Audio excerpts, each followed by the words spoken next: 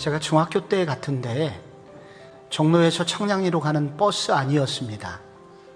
중간에 어떤 약장수가 올라탔습니다.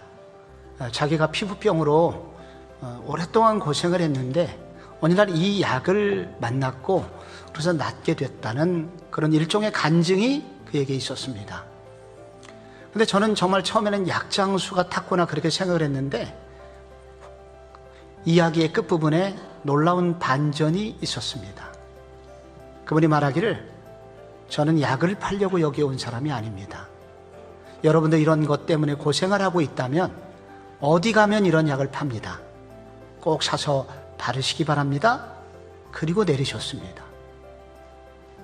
약국에서 돈을 받은 것도 아닌데 그 자발성과 그 열정은 도대체 어디서부터 나오는 것일까? 그가 비밀을 알게 된 것입니다. 그래서 그것을 다른 사람도 알았으면 좋겠다.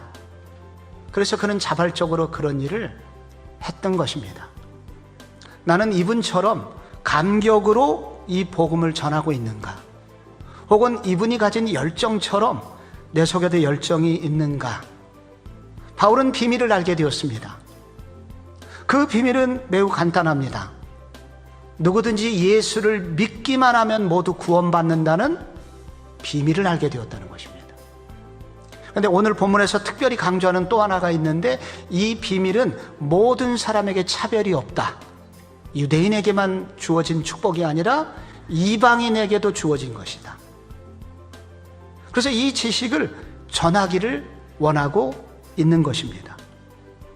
그런데 바울이 굳이 비밀이라는 단어를 쓴 이유가 있습니다. 바울의 감정이 들어가 있는 것입니다. 설레고 있는 것입니다. 내가 비밀을 발견했다. 교회는 누구인가? 한마디로 비밀을 알게 된 자들의 모임입니다. 그런데 문제는 바울이 가지고 있는 설레임이 있는가? 이 비밀을 맡은 자로서의 이 기대감과 열정이 있는가? 이것을 성경은 우리에게 묻고 있습니다.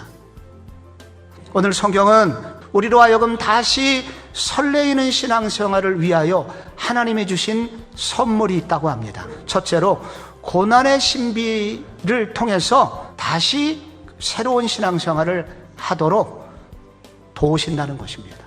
성도들에게 갑자기 갇히는 일이 찾아올 때가 있습니다. 그런데 오늘 성경이 얘기하는 것은 우리가 그리스도에게 속한 사람이라면 이렇게 우리의 삶에 갑자기 찾아오는 갇히게 되는 일을 통해서 하나님은 당신의 뜻을 이루고 계신 분이라는 것입니다. 고난의 신비입니다.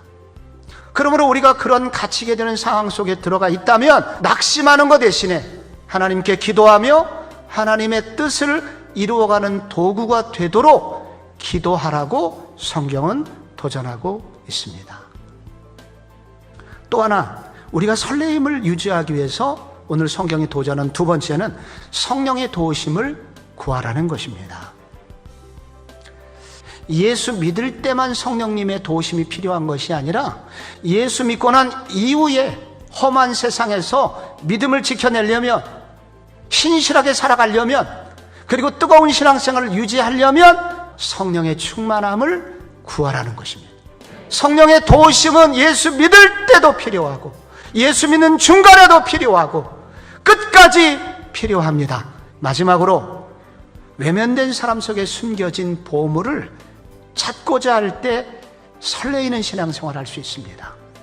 하나님께서 고맙게 여기는 사람은 누구냐? 고아와 과부와 나그네와 이방인 같은 지극히 작은 자 하나를 섬기는 그들을 하나님은 눈물겹도록 고마워한다는 것입니다. 그들 속에 하나님의 축복을 숨겨 놓았다는 것입니다.